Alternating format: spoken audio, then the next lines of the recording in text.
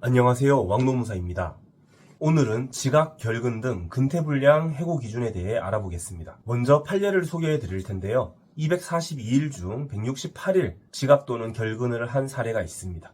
근무일의 69%가 근태 문제가 있었던 거죠. 그럼에도 불구하고 서울행정법원에서는 부당해고로 판단했습니다. 사회통념상 고용관계를 계속할 수 없을 정도로 책임있는 사유가 있다고 볼 수 없다.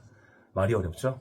즉 부당해고다. 상식적으로는 좀 이해가 되지 않죠. 제대로 출근하는 날보다 지각이나 결근이 더 많습니다. 이게 부당해고? 이런 것까지 부당해고? 이상한 것 같죠. 하지만 부당해고냐 아니냐는 어떠한 단편적인 사실관계만 보고 판단하는 건 아닙니다. 여러 사정을 다 종합해서 판단해요. 상사를 폭행했어도 부당해고가 나올 수 있습니다. 가령 지속적인 직장 내 괴롭힘이 있었고 우발적으로 한번 들이받았어요. 머리로. 폭행이죠. 하지만 이 괴롭힘이 다 인정이 된다면, 증명할 수 있다면 부당해고로도 나올 수 있죠. 마찬가지로 근무일의 69%를 지각, 결근했어도 다른 어떤 사실관계가 있는지는 확인을 해봐야겠습니다. 부당해고를 판단할 때는 개선의 기회를 줬는지를 중요하게 봅니다. 맨날 지각하고 결근해요. 그래서 심할서 쓰게 하고 경위서 쓰게 하고 경징계를 줬는데도 또 반복되고 이러면 충분히 징계사유, 반복되면 해고사유까지 될 수 있죠. 하지만 이 사례에서는 사전에 경고가 없었습니다. 그것도 이상하죠? 맨날 지각하고 결근하는데 경고를 안 할까요? 원래 이런 회사들이 있습니다. 근태관리가 좀 널널한 거죠. 애초에 출퇴근 시간이 정확하지 않은 회사들이 있습니다.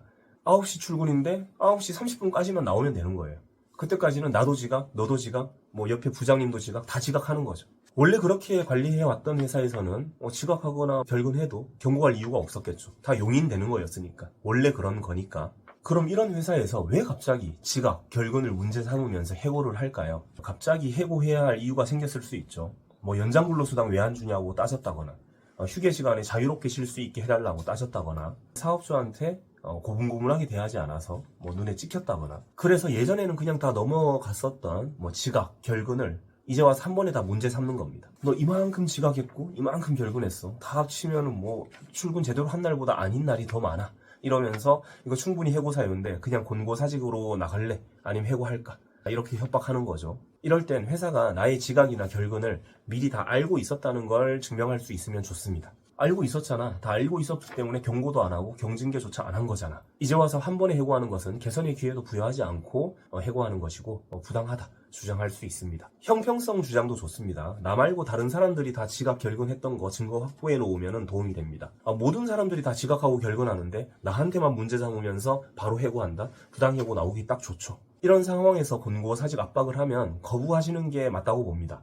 위로금이 충분히 많다면은 받고 나갈 수도 있겠지만 이 형평성 그리고 사전에 결근 지각 다 알고 있었다. 관행상 다 그렇게 되어 오던 것이었다. 증명할 만한 자료를 확보했다면 권고사직은 거부하고 해고할 거면은 통지서를 달라라고 해도 됩니다. 제가 최근에 한 사건 중에서도 유사한 사건이 있었습니다. 지난달에 마무리가 됐는데 생산직으로 일하시는 분인데 지각, 결근이 좀 많았습니다. 제가 봐도 좀 많긴 많았어요. 그런데 몸이 좀 아파서 병원을 좀 자주 다녔어야 하는 상황이 있었고, 그리고 야간 근무를 하다 보니까 충분한 휴게를 가져야 되는데 휴게 시간 제대로 부여하지 않은 부분, 이런 부분도 좀 있었어서 충분히 좀 대응할 만한 것들은 있었습니다.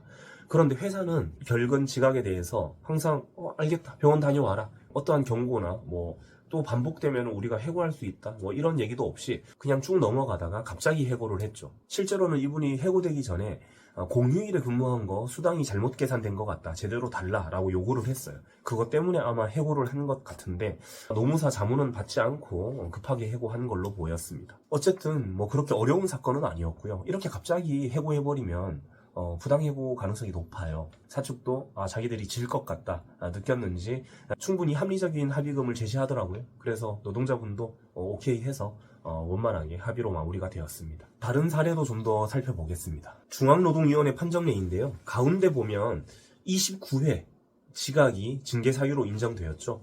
이 중에 15분 이상 지각이 14회나 됩니다. 4개월 근무 동안 이 정도 지각이면 해고할 만할까요? 일주일에 한 번 정도는 15분 이상 지각했다. 이거 약간 선 넘은 것 같기도 하고. 그런데 아래 부분을 보면 이런 내용이 있죠. 영업부 직원이었고 외부 출장 등으로 원래 근태가 좀 자유로웠습니다. 그러다 보니 근태 관련 주의를 준 적도 없었고 주의를 줄 이유도 없었겠죠.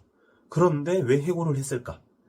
제가 한 사건은 아니지만 아마 다른 이유로 눈밖에 났겠죠.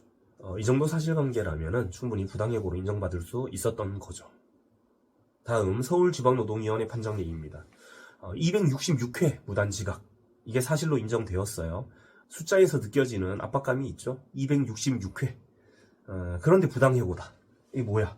맨날 지각해도 괜찮나? 이런 생각이 들 수도 있겠지만 이것도 특수성이 있습니다. 266회 무단지각을 했어도 한 번도 징계를 하지 않았어요. 이상하죠? 본래 다소 유연한 출근 시간을 가지고 있는 IT 업계의 관행이 인정이 된 겁니다. 그러니까 원래 그런 회사인 거예요. 다 지각하는 회사. 평소에는 아무 말 하지 않다가 갑자기 나에게만 문제 삼는 거죠. 이런 사실관계에서는 준비만 잘하면 다 대응할 수 있습니다.